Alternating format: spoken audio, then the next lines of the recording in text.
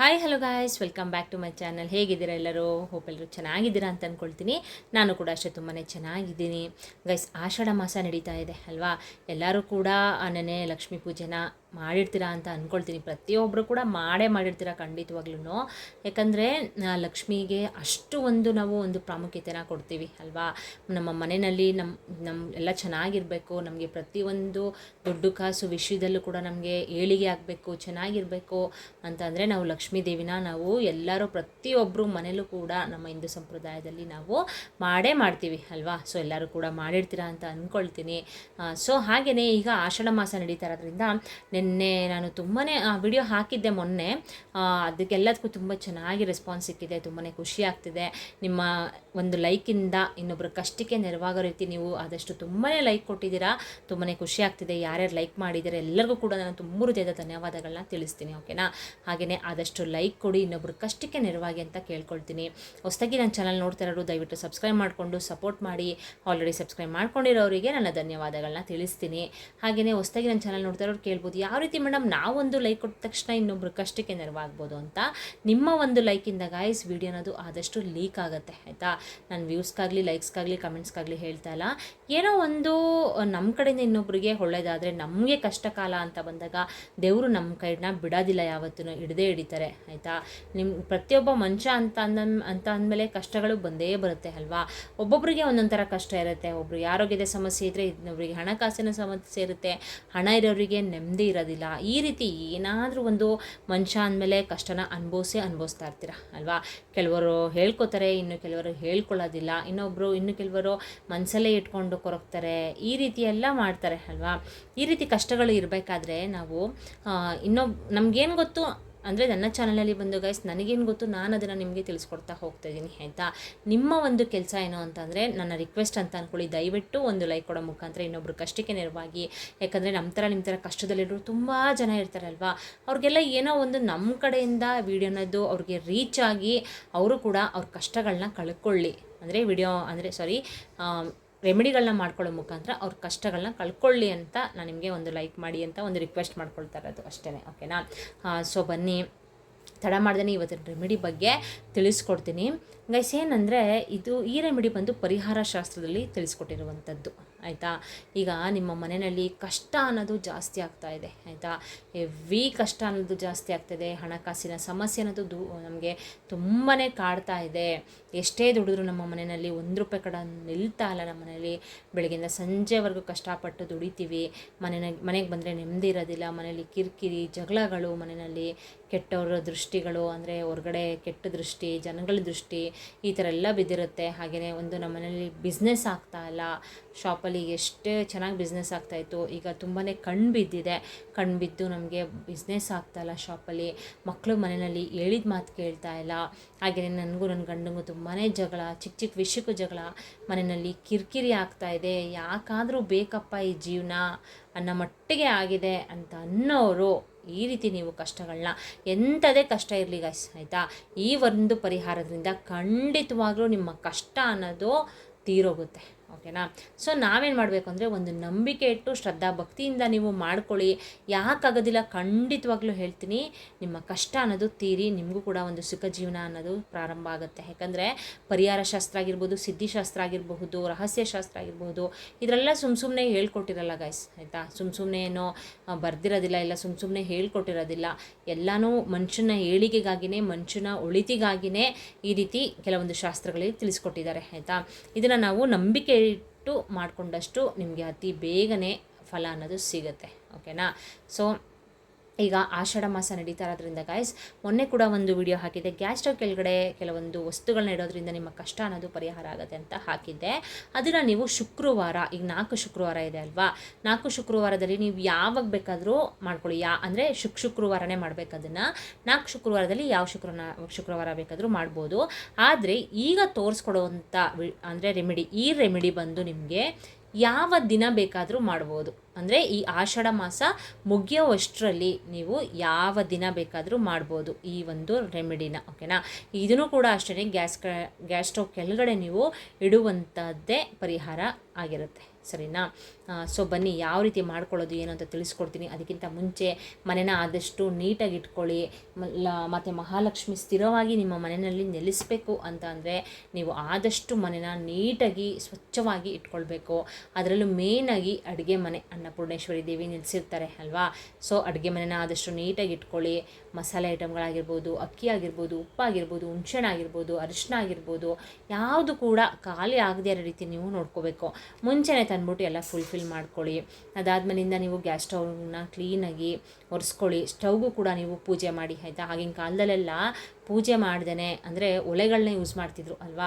ಪೂಜೆ ಒಲೆ ಎಲ್ಲ ತಾರಿಸಿ, ತುಪ್ಪ ಎಲ್ಲ ಹಾಕಿ ತಾರಿಸಿ, ಅದಕ್ಕೂ ಕೂಡ ಪೂಜೆ ಅರಿಶಿನ ಕುಂಕುಮ ಇಟ್ಟು, ಹೂವು ಇಟ್ಟು ಪೂಜೆ ಮಾಡಿ ಆಮೇಲೆ ಅಡುಗೆನ ಸ್ಟಾರ್ಟ್ ಮಾಡ್ತಿದ್ರು ಅಲ್ವಾ. ಆಗಿನ ಕಾಲದವ್ರಿಗೆಲ್ಲ ಆರೋಗ್ಯದ ಸಮಸ್ಯೆ ಅನ್ನೋದೇ ಕಾಡ್ತಾ ಇರಲಿಲ್ಲ. ಈಗ ನಮಗೆ ಆರೋಗ್ಯದ ಸಮಸ್ಯೆ ಕಾಡ್ತಾ ಇದೆ ಅಂತಂದರೆ ನಮಗೆ ಊಟದ ವಿಷಯದಲ್ಲೂ ಕೂಡ ಇರುತ್ತೆ ಅಲ್ವಾ, ಆಹಾರದ ವಿಷಯದಲ್ಲೂ ಕೂಡ ಇರುತ್ತೆ. ಸೊ ಗ್ಯಾಸ್ ಸ್ಟವ್ನ ಕ್ಲೀನಾಗಿ ಒರೆಸ್ಕೊಳ್ಳಿ. ಹಾಗೆಯೇ ಗ್ಯಾಸ್ ಸ್ಟವ್ ಕೂಡ ಪೂಜೆನ ಮಾಡ್ಕೊಳ್ಳಿ. ಪೂಜೆನ ಮಾಡಿ ಅಡುಗೆನ ಸ್ಟಾರ್ಟ್ ಮಾಡಿದ್ರೆ ತುಂಬಾ ಒಳ್ಳೆಯದು. ಹಾಗೆಯೇ ಸಿಂಕ್ ಒಳಗಡೆ ಅಲ್ಲಲ್ಲೇ ನೀವು ಪಾತ್ರೆಗಳೆಲ್ಲ ಅಲ್ಲಲ್ಲೇ ಇಟ್ಬಿಡೋದು, ವಾಶ್ ಮಾಡ್ದೇ ಇಡೋದು, ಸೊಳ್ಳೆಗಳು ಮುತ್ತುತ್ತಾ ಇರುತ್ತೆ, ನೊಣಗಳು ಮುತ್ತುತ್ತಾ ಇರುತ್ತೆ. ಈ ರೀತಿ ಎಲ್ಲ ನೀವು ಮಾಡ್ಕೊಂಡ್ರೆ ಗಾಯ್ಸ್, ಒಂದು ದಾರಿದ್ರ್ಯ ದೇವತೆ ಅನ್ನೋದು ನಿಮ್ಮ ಮನೆಯಲ್ಲಿ ಬಂದು ನೆಲೆ ಊರ್ತಾರೆ, ಆಯಿತಾ. ಯಾವುದೇ ಕಾರಣಕ್ಕೂ ನೀವು ಎಂಥ ಕೆಲಸ ಮಾಡ್ತೀರಾ ಅಂದರೂ ಕೂಡ ಒಳ್ಳೆಯದಂತೂ ಆಗೋದಿಲ್ಲ. ಸೊ ಆ ದಾರಿದ್ರ್ಯ ದೇವತೆನ ನಮ್ಮ ಮನೆಯಿಂದ ಹೊರಗಡೆ ಓಡಿಸ್ಬೇಕು. ಲಕ್ಷ್ಮೀ ದೇವಿನ ನಮ್ಮ ಮನೆ ಒಳಗಡೆ ಕರ್ಕೊಂಡ್ಬಂದು ಸ್ಥಿರವಾಗಿ ನಮ್ಮ ಮನೆಯಲ್ಲಿ ನೆಲೆಸ್ಕೋಬೇಕು ಅಂದರೆ ನೀವು ಆದಷ್ಟು ಮನೆನ ನೀಟಾಗಿ ಇಟ್ಕೋಬೇಕು. ಅದ್ರ ಜೊತೆ ಈ ಒಂದು ಕೆಲವೊಂದು ನಿಯಮಗಳನ್ನ ಪಾಲಿಸಬೇಕು. ಹಾಗೆಯೇ ಈ ರೀತಿ ರೆಮಿಡಿಗಳನ್ನೂ ಕೂಡ ನೀವು ಮಾಡ್ಕೊಳ್ಬೇಕಾಗತ್ತೆ. ನೋಡಿ, ನಾನಿಲ್ಲಿ ತೋರಿಸ್ಕೊಡ್ತೀನಿ ಇವಾಗ ಯಾವ ರೀತಿ ಈ ಒಂದು ರೆಮಿಡಿನ ಮಾಡ್ಕೋಬೇಕು ಆ್ಯಂಡ್ ಯಾವ ಟೈಮಲ್ಲಿ ಮಾಡ್ಕೋಬೇಕು. ಹಾಗೆಯೇ ಈ ರೆಮಿಡಿ ಎಲ್ಲ ಮಾಡಾದ್ಮೇಲೆ ಇದನ್ನು ಏನು ಮಾಡಬೇಕು ಪ್ರತಿಯೊಂದು ಕೂಡ ತಿಳಿಸ್ಕೊಡ್ತೀನಿ. ಗೈಸ್, ಏನಾದರೂ ಅಕಸ್ಮಾತ್ ನಿಮಗೆ ಇವಾಗಲೇ ಈ ವಿಡಿಯೋ ಸಿಕ್ಕಿದ್ರೆ ಇವತ್ತು ನೈಟ್ ಮಾಡ್ಕೊಳ್ಳಿ, ನಾಳೆ ಸಿಕ್ಕರೆ ನಾಳೆ ನೈಟ್ ಮಾಡ್ಕೊಳ್ಳಿ. ಒಟ್ಟಿನಲ್ಲಿ ಇದು ನೈಟ್ 12 ಒಳಗಡೆ ನೀವು ಮಾಡ್ಕೊಳ್ಬೇಕಾಗತ್ತೆ, ಓಕೆನಾ. 12 ಗಂಟೆ ಒಳಗಡೆ ನೀವು ಮಾಡ್ಕೊಳ್ಳಿ, ಮಲಗೋಕ್ಕಿಂತ ಮುಂಚೆ ಮಾಡ್ಕೊಳ್ಳಿ, ಸರಿನಾ. ಈ ರೀತಿ ಯಾವುದಾದ್ರೂ ಒಂದು ಚಿಕ್ಕದು ಪಿಂಗಾಣಿದು ಈ ರೀತಿ ನೋಡಿ, ಪಾಟ್ ಥರ ಇರ್ಬೋದು, ಇಲ್ಲ ಬೌಲ್ ಥರ ಇರ್ಬೋದು, ಯಾವ್ದಾರ ಒಂದು ತೊಗೊಳ್ಳಿ. ಇನ್ನು ಸ್ಮಾಲ್ ಸೈಜ್ ಬೇಕಾದ್ರೆ ನೀವು ತೊಗೋಬೋದು, ಸರಿನಾ. ಇದು ಸ್ವಲ್ಪ ದೊಡ್ಡದಾಗತ್ತೆ ಅನಿಸುತ್ತೆ, ಇನ್ನು ಸ್ವಲ್ಪ ಸ್ಮಾಲ್ ಸೈಜ್ ಇದ್ದರೆ ತೊಗೊಳ್ಳಿ. ಇಲ್ಲ ನಮ್ಮ ಮನೇಲಿ ಗಾಜಿನ ಬೌಲ್ ಇದೆ ಮೇಡಮ್, ಇಲ್ಲ ಪಿಂಗಾಣಿ ಬೌಲ್ ಇದೆ ಮೇಡಮ್ ಅಂತಂದರೆ ಅದನ್ನು ಕೂಡ ತೊಗೋಬೋದು. ಆದರೆ ಸ್ಟೀಲು ಆ ರೀತಿ ನೀವು ಯೂಸ್ ಮಾಡಬೇಡಿ, ಸರಿನಾ. ಸ್ಟೀಲೆಲ್ಲ ಯೂಸ್ ಮಾಡಬೇಡಿ.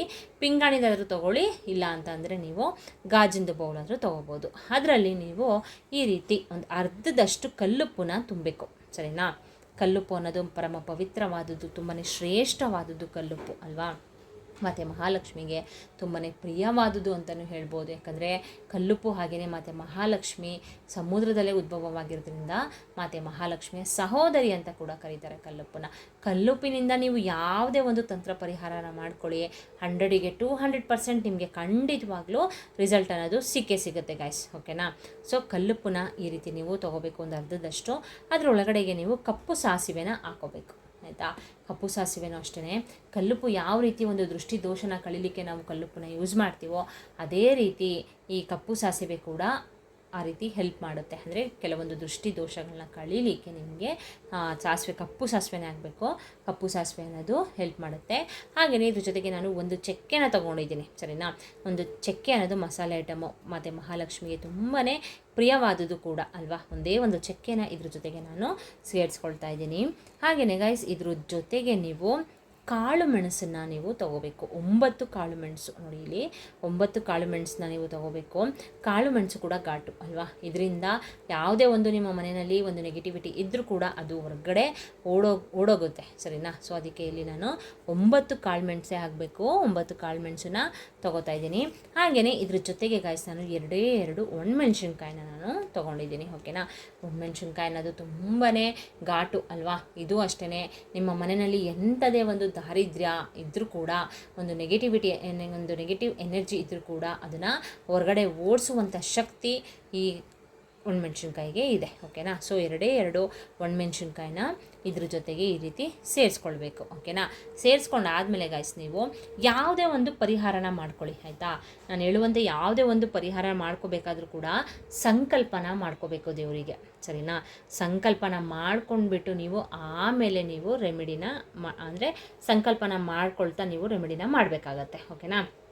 ಸೊ ನೈಟು ಮಲಗೋಕ್ಕಿಂತ ಮುಂಚೆ ಎಲ್ಲ ಅಡುಗೆ ಮನೆಯೆಲ್ಲ ಕ್ಲೀನ್ ಮಾಡ್ಕೊಳ್ಳಿ.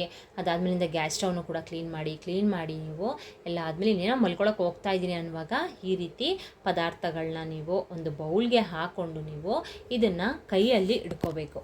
ಓಕೆನಾ. ಈ ರೀತಿ ನೀವು ಕೈಯಲ್ಲಿ ಇಡ್ಕೊಳ್ಳಿ. ಕೈಯಲ್ಲಿ ಇಡ್ಕೊಂಬಿಟ್ಟು ಸಂಕಲ್ಪನ ಮಾಡ್ಕೊಳ್ಬೇಕು. ಮತ್ತು ಮಹಾಲಕ್ಷ್ಮಿಗೆ, ತಾಯಿ, ನಾನು ನಮ್ಮ ಮನೆಯಲ್ಲಿ ಇರುವಂತಹ ಯಾವುದೇ ಒಂದು ಕೆಟ್ಟ ದೃಷ್ಟಿ, ಕೆಟ್ಟ ಕಣ್ಣು, ಯಾವುದೇ ಒಂದು ನೆಗೆಟಿವ್ ಎನರ್ಜಿ ಇದ್ದರೂ ಕೂಡ ಅದು ಮನೆಯಿಂದ ಹೊರಗಡೆ ಹೊರಟೋಗ್ಬಿಡ್ಬೇಕು ತಾಯಿ. ನಮಗೆ ಈ ರೀತಿ ದುಡ್ಡು ಕಾಸಿನ ಸಮಸ್ಯೆ ಅನ್ನೋದು ತುಂಬಾ ಕಾಡ್ತಾ ಇದೆ, ಆರೋಗ್ಯದ ಸಮಸ್ಯೆ ಅನ್ನೋದು ಕಾಡ್ತಾ ಇದೆ, ವ್ಯಾಪಾರ ಅಭಿವೃದ್ಧಿ ಆಗ್ತಾ ಇಲ್ಲ, ಅಲ್ಲೂ ಕೂಡ ನನಗೆ ನಷ್ಟ ಆಗ್ತಾ ಇದೆ, ಮನೆಯಲ್ಲಿ ನೆಮ್ಮದಿನೇ ಇಲ್ಲ, ಜೀವನ ತುಂಬಾ ಒಂಥರ ಬೇಡ ಅನ್ನೋ ಮಟ್ಟಿಗೆ ಆಗ್ಬಿಟ್ಟಿದೆ ತಾಯಿ. ನಮಗೆ ಮಕ್ಕಳು ಹೇಳಿದ ಮಾತು ಕೇಳ್ತಾ ಇಲ್ಲ, ನಮ್ಮ ಮನೆಯಲ್ಲಿ ಏಳಿಗೆ ಆಗ್ತಾ ಇಲ್ಲ, ಕಷ್ಟದ ಮೇಲೆ ಕಷ್ಟ ಬರ್ತಾನೇ ಇದೆ. ಈ ರೀತಿ ಗೈಸ್ ನಿಮ್ಮ ಸಮಸ್ಯೆ ಏನಿದೆ, ಎಂಥ ಸಮಸ್ಯೆ ಇದ್ದರೂ ಅಷ್ಟೇ. ಓಕೆನಾ. ಎಂಥ ಸಮಸ್ಯೆ ಇದ್ದರೂ ಕೂಡ ಕೇಳ್ಕೊಳ್ಳಿ, ಸಂಕಲ್ಪನ ಮಾಡ್ಕೊಳ್ಳಿ. ಈ ಒಂದು ರೆಮಿಡಿನ ನಾನು ನನ್ನ ಕಷ್ಟಗಳನ್ನ ತೀರಿಸ್ಕೊಳ್ಳೋಕ್ಕೋಸ್ಕರ, ಇಂಥ ಕಷ್ಟನ ತೀರಿಸ್ಕೊಳ್ಳೋಕ್ಕೋಸ್ಕರ ಮಾಡ್ತಾಯಿದ್ದೀನಿ ಅಂತ ಹೇಳಿಬಿಟ್ಟು ಗೈಸ್ ನೀವು ಸಂಕಲ್ಪನ ಮಾಡಿಕೊಂಡು ಗ್ಯಾಸ್ ಸ್ಟವ್ ಕೆಳಗಡೆ ನೀವು ಈ ಒಂದು ಬೌಲ್ನ ನೀವು ಇಡಬೇಕು, ಸರಿನಾ. ರಾತ್ರಿ ಪೂರ್ತಿ ಇದು ಅಲ್ಲೇ ಇರಬೇಕು. ಬೆಳಿಗ್ಗೆ ಎದ್ದ ತಕ್ಷಣ ನೀವು ಫಸ್ಟ್ ಮಾಡಬೇಕಾಗಿರೋ ಕೆಲಸ ಅಂದರೆ ಇದನ್ನು ತೊಗೊಂಡೋಗ್ಬಿಟ್ಟು ಯಾವುದಾದ್ರೂ ಒಂದು ನದಿ ಇದ್ದರೆ ಅದರೊಳಗಡೆ ಬಿಟ್ಟುಬಿಡಿ, ಸರಿನಾ. ಅಕಸ್ಮಾತ್ ನದಿ ಇಲ್ಲ ಮೇಡಮ್ ನಮ್ಮ ಮನೆ ಹತ್ರ ಯಾವುದು ಅಂತ ಅನ್ನೋರು ಯಾರೂ ಓಡಾಡದೇ ಇರುವಂಥ ಜಾಗ, ತುಂಬ ದೂರನೇ ಹೋಗಿ, ಆಯಿತಾ. ತುಂಬ ದೂರ ಹೋಗ್ಬಿಟ್ಟು ಯಾರೂ ಓಡಾಡದೇ ಇರುವಂಥ ಜಾಗಕ್ಕೆ ತೊಗೊಂಡೋಗ್ಬಿಟ್ಟು ಇದನ್ನು ಹಾಕ್ಬಿಡಿ. ಓಕೆನಾ. ನಿಮ್ಮ ಮನೆಯಲ್ಲಿ ಇರುವಂಥ ಆಮೇಲೆ ಇನ್ನೊಂದು ವಿಷಯ ಹೇಳಕ್ಕೆ ಇಷ್ಟಪಡ್ತೀನಿ, ಇದ್ರೊಳಗಡೆ ಇರುವಂಥದ್ದು ಒಂದು ಚೂರು ಕೂಡ ಕೆಳಗಡೆ ಚೆಲ್ಲಬಾರ್ದು. ನೀವು ಮನೆಯಿಂದ ಒಳಗಡೆಯಿಂದ ತೊಗೊಂಡು ಹೊರಗಡೆ ಹೋಗಬೇಕಾದ್ರೆ. ಓಕೆನಾ. ಯಾಕಪ್ಪ ಅಂದರೆ ಒಂದು ನೆಗೆಟಿವಿಟಿ ಏನೇ ಒಂದು ದಾರಿದ್ರ್ಯ ಆಗಿರ್ಬೋದು, ಒಂದು ನೆಗೆಟಿವಿಟಿ ಆಗಿರ್ಬೋದು, ಪ್ರತಿಯೊಂದೂ ಕೂಡ ಈ ಒಂದು ರೆಮಿಡಿ ಇದರೊಳಗಡೆ ಹಾಕಿದ್ದೀನಿ ನೋಡಿ. ಪದಾರ್ಥಗಳು ಕಲ್ಲುಪ್ಪಾಗಿರ್ಬೋದು, ಹಾಗೆಯೇ ಸಾಸಿವೆ ಆಗಿರ್ಬೋದು, ಚಕ್ಕೆ ಮತ್ತು ಮೆಣಸು, ಹಾಗೆಯೇ ಒಣಮೆಣಸಿನ್ಕಾಯಿ ಅಲ್ವಾ, ಇದಿದೆಯಲ್ಲ, ಇದು ಆ ನೆಗೆಟಿವಿಟಿನ ಇಳ್ಕೊಂಡಿರುತ್ತೆ, ಸರಿನಾ. ನೈಟು ನೀವು ಫುಲ್ ಅಲ್ಲೇ ಬಿಟ್ಟಿರ್ತೀರ ಅಲ್ವಾ ಗ್ಯಾಸ್ ಸ್ಟವ್ ಕೆಳಗಡೆ. ಸೊ ಇದು ಫುಲ್ಲು ಅದನ್ನು ಎಳ್ಕೊಂಡಿರುತ್ತೆ. ಸೊ ಹಾಗಾಗಿ ನೀವು ಒಂದು ಚೂರು ಕೂಡ ಕೆಳಗಡೆ ಚೆಲ್ಲಬೇಡಿ ಅಂತ ಹೇಳ್ತಾ ಇರೋದು. ಹೇಳ್ಕೊಂಡು ನಿಮ್ಮ ಮನೆಯಲ್ಲಿ ಯಾವುದು ಎಂಥದೇ ಇರಲಿ ಗಾಯ್ಸ್, ಅದನ್ನು ಇದು ಹೇಳ್ಕೊಂಡಿರುತ್ತೆ. ಅದಕ್ಕೆ ನಿಮ್ಗೆ ಹೇಳಿದ್ದು ಹೊರಗಡೆ ತೊಗೊಂಡೋಗ್ಬಿಟ್ಟು ಇದನ್ನು ಎಲ್ಲರೂ ದೂರದಲ್ಲಿ ಯಾರೂ ಓಡಾಡದೆ ಇರುವಂಥ ಜಾಗದಲ್ಲಿ ಇದನ್ನು ಹಾಕ್ಬಿಡಿ. ಓಕೆನಾ. ಹಾಕಾದ್ಮೇಲೆ ಗಾಯ್ಸ್ ನೀವು ಮನೆಗೆ ಬಂದು ಮತ್ತು ಫುಲ್ಲು ಎಲ್ಲನೂ ನೀವು ಮನೇನ ಕ್ಲೀನ್ ಮಾಡ್ಕೊಳ್ಳಿ, ಎಲ್ಲ ಒರೆಸ್ಬಿಟ್ಟು ಗುಡಿಸ್ಬಿಟ್ಟು ಹಾಗೆಯೇ ಸ್ನಾನ ಮಾಡ್ಕೊಳ್ಳಿ, ತಲೆಗೆ ಸ್ನಾನ ಮಾಡಿ ಮತ್ತು ಮಹಾಲಕ್ಷ್ಮಿಗೆ ತುಪ್ಪದ ದೀಪನ ಹಚ್ಚಿ, ಆಯಿತಾ. ಹಚ್ಬಿಟ್ಟು ನೀವು ಕೇಳ್ಕೋಬೇಕು, ಈ ರೀತಿ ರೆಮಿಡಿನ ಮಾಡಿದ್ದೀನಿ ತಾಯಿ, ಇವತ್ತಿಂದ ನನಗೆ ಎಲ್ಲನೂ ಒಳ್ಳೆಯದಾಗುತ್ತೆ ಅಂತ ನಾನು ನಂಬಿದ್ದೀನಿ ತಾಯಿ ಅಂತ ಕೇಳಿಕೊಂಡು ನೀವು ನಿಮ್ಮ ಕೆಲಸ ಕಾರ್ಯಗಳನ್ನ ಮುಂದುವರಿಸ್ಕೊಳ್ಳಿ, ಆಯಿತಾ.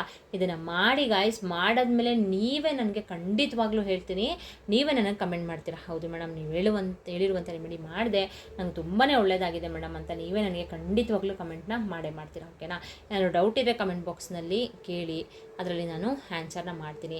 ಇದೇ ರೀತಿ ಹಲವಾರು ವೀಡಿಯೋಸ್ನ ಮಾಡಿ ಹಾಕಿದ್ದೀನಿ, ಡಿಸ್ಕ್ರಿಪ್ಷನ್ ಲಿಂಕನ್ನು ಕೊಟ್ಟಿರ್ತೀನಿ, ಒಮ್ಮೆ ಚೆಕ್ ಮಾಡ್ಕೊಳ್ಳಿ. ಚೆಕ್ ಮಾಡಿಕೊಂಡು ನೀವು ಕೂಡ ನಂಬಿಕೆ ಇಟ್ಟು ಶ್ರದ್ಧಾ ಭಕ್ತಿಯಿಂದ ರೆಮಿಡಿಗಳನ್ನ ಮಾಡಿಕೊಂಡು ನಿಮ್ಮ ಕಷ್ಟಗಳನ್ನ ಕಳ್ಕೊಳ್ಳಿ. ಓಕೆನಾ.